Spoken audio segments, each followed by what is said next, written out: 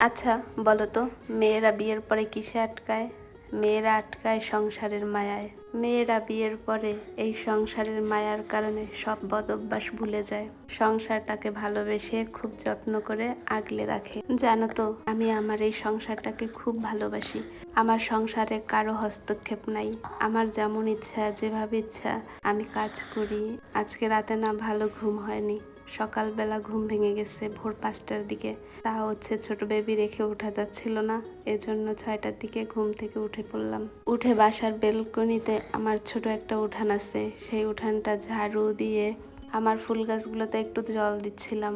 অনেকদিন বাসায় ছিলাম না, এই জন্য গাছের পাতাগুলো মরে গেছে। জল দেওয়ার পরে একটু ফ্রেশ হয়ে নিলাম।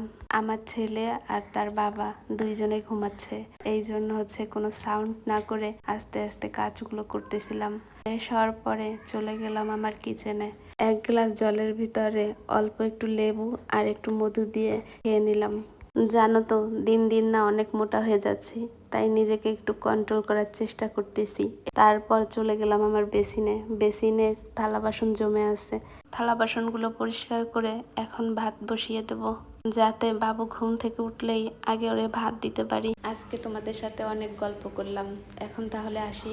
আমার ভিডিওগুলো যদি তোমাদের ভালো লাগে অবশ্যই লাইক, কমেন্ট আর শেয়ার করে পাশে থাকবে। টাটা।